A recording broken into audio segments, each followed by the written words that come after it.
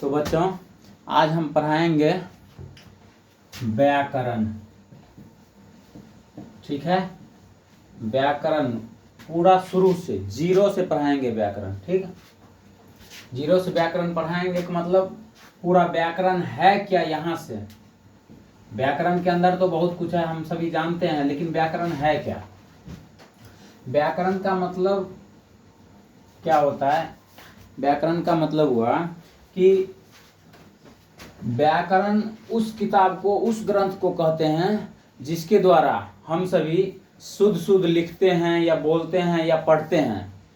वो किसी मतलब कोई भी किताब हो, किसी के साथ बात करते हैं, कुछ भी करते हैं, वो व्याकरण के अनुसार ही। व्याकरण जो बुक है, मान लो एक बुक है व्याकरण, वो व्याकरण जब तक पढ़ेंगे नहीं, व्याकरण के अनुसार, जैसे मान लो हम बोल रहे हैं कि राम आम खाता है। ठीक है, राम आम खाता है। ठीक है, अब मान लो ये अभी ऐसे लिख दिए, मेरा मर्जी है, हम इसको लिख सकते हैं ना, खाता राम आम है, ऐसे भी लिख सकते हैं।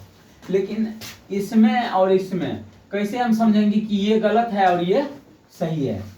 व्याकरण ये यही है, यही सिखाता है व्याकरण कि इसको ऐसे नहीं लिखा जाता है, ऐसे लिखा जाता है। ठीक है, तो अब इसका परिभाषा मैं लिख दे रहा हूं, जो कि आपको बाद में याद करने में सुविधा हो। जब एग्जाम में जाओगे तो काम आएगा। ठीक है,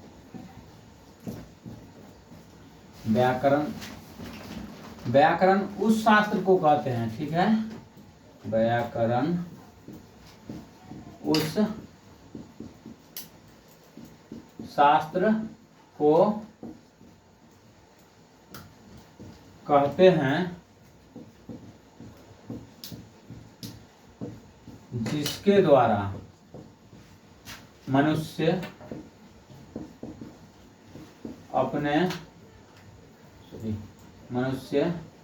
शुद्ध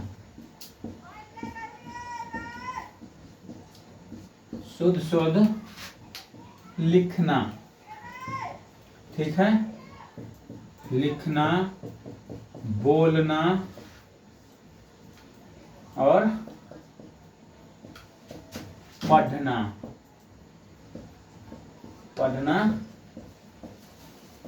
सीखता है। ठीक है, मतलब व्याकरण के द्वारा ही हम शुद्ध लिख लेते हैं या बोल लेते हैं या पढ़ लेते हैं। यदि व्याकरण नहीं जानेंगे तो शुद्ध नहीं लिख पाएंगे, नहीं बोल पाएंगे। जैसे अभी बताए ना, राम आम खाता है, उसको हम ऐसे भी लिख सकते हैं, राम आम खाता है, या फिर खाता राम आम है आम खाता राम, कैसे भी लिख सकते हैं। तो व्याकरण इसी के लिए जरूरी है। व्याकरण अब समझ गए, व्याकरण का परिभाषा एक बार नोट कर लो या स्क्रीनशॉट ले लो। ठीक है, इसके बाद व्याकरण के बाद, जब व्याकरण समझ गए, तो व्याकरण के बाद सबसे पहले क्या आता है? जब व्याकरण अपने लोग व्याकरण के अंदर घुसेंगे तो व्याकरण के अंदर पहले भाषा आएगा। ठीक है, भाषा, क्योंकि बिना भाषा के कैसे हम व्याकरण समझेंगे? क्योंकि भाषा मान लो हिंदी है, ठीक है, हिंदी है, अंग्रेजी है। अब हिंदी व्याकरण जो है, हिंदी व्याकरण और अंग्रेजी का व्याकरण यानी ग्रामर, दोनों में भेद है। ये और ये दोनों अपने तरीके में सही रहता है, दोनों का व्याकरण, लेकिन इस व्याकरण में कुछ और है, इसमें कुछ और है। तो इसलिए हमको भाषा पहले पढ़ना है। ठीक है, अब भाषा समझो, भाषा क्या है? भाषा मनुष्य अपने मन के भाव को, जैसे मेरे मन में जो भी चीज दबा हुआ है उसको दूसरे के सामने, तुम्हारे सामने, किसी के सामने हम कैसे प्रकट करेंगे? मन के भाव को कैसे प्रकट करेंगे? लिख कर। जैसे अभी मेरे मन में जो चल रहा है वो मैं लिख दूंगा यहाँ, जैसे अभी लिख रहा हूं तो ये लिख कर हो गया। अभी बोल रहा हूं तो ये बोलकर भी हो गया। ठीक है, लिख कर, बोलकर या सांकेतिक रूप से, जैसे संकेत से बता दिए, ऐसे इधर आओ, ऐसे बोलते हैं ना, मान लो जो गूंगा है वो इशारा से बताएगा ना कि ऐसे बताएगा या फिर ऐसे बताएगा। तो लिख कर या बोल कर, ठीक है, या सांकेतिक रूप से, ठीक है, सांकेतिक रूप से बताएगा। तो भाषा यही है, लिख कर या बोल कर या सांकेतिक रूप से दूसरे को एक दूसरे को प्रकट करते हैं, एक दूसरे के साथ साझा करते हैं, तो ये भाषा है, ठीक है। अब इसका भी परिभाषा लिखवा दें। भाषा, ठीक है, जिसके द्वारा, ठीक है, जिसके द्वारा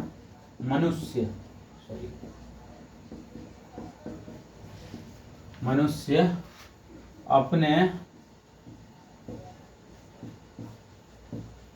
मन के भावों को या विचारों को बोल सकते हैं, विचारों को दूसरे को के सामने प्रकट करते हैं, वह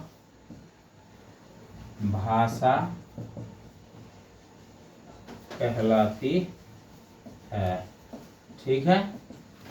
इसमें कोई संदेह नहीं। अब देखो, ये तो हो गया भाषा। अब भाषा में एग्जाम्पल में लिख सकते हैं भाषा कौन कौन। ये तो आप लोग को पता होगा, जैसे अपना हिंदी हो गया, ठीक है, हिंदी हो गया, अंग्रेजी हो गया, ठीक है, चाइनीज हो गया, संस्कृत हो गया, ये सब भाषा, ठीक, ये हो गया। अब इसके बाद एक होता है, भाषा के बाद होता है लिपि। भाषा तो समझते होंगे लेकिन लिपि नहीं समझते होंगे। जब आप लोग एग्जाम हॉल में बैठे होंगे तो उसमें दिया होगा कि सब कुछ जब भरते हैं तो वहाँ लिखा रहता है कि लिपि, किस लिपि में लिखना है, ठीक है। तो लिपि में कंफ्यूजन में पड़ जाते हैं कि क्या लिपि लिपि में क्या लिखें, ठीक है। तो टीचर लोग बताते हैं कि ये लिखो, तो लिखते हैं। देखिए, लिपि का मतलब होता है क्या, जो अपना भाषा है उस भाषा को जो लिखने का शैली है ना, लिखने का ढंग, उस ढंग को ही लिपि कहते हैं, ठीक है। भाषा को लिखने के ढंग को लिपि कहते हैं, ठीक है। भाषा के लिखने की ढंग को लिपि कहते हैं। जैसे मान लीजिए अभी हम लिख ले, ये भाषा है, ठीक है, हम लिख दिए भाषा है, ठीक है। अब भाषा में देखो, ये भ है, ठीक है, आकार है, मूर्धन्य स है, फिर आकार है। ये भाषा तो हिंदी हो गया ना। हिंदी में हम भ ऐसे लिखते हैं, ठीक है, भाषा ऐसे लिखते हैं, जिसमें भ ये हो गया, आकार ये हो गया, मूर्धन्य स ये हो गया, आकार ये हो गया। लेकिन यही अंग्रेजी में लिखेंगे क्या होगा, लैंग्वेज। तो अब लैंग्वेज लिखेंगे तो कैसे लिखेंगे, LANGUAGE।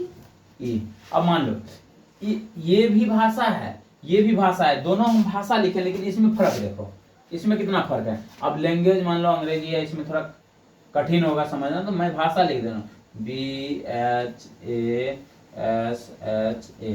ठीक है। अब देखो, इसमें ये भी भाषा है, ये भी भाषा है, दोनों में फर्क है ना। तो बस यही है, भाषा का जो लिखने का ढंग है ना, वही लिपि है। किस लिपि में कैसा लिखा जाता है, यही है लिपि। मान लो जैसे हिंदी है, तो हिंदी कैसा है, ये किस लिपि के अंतर्गत आ रहा है।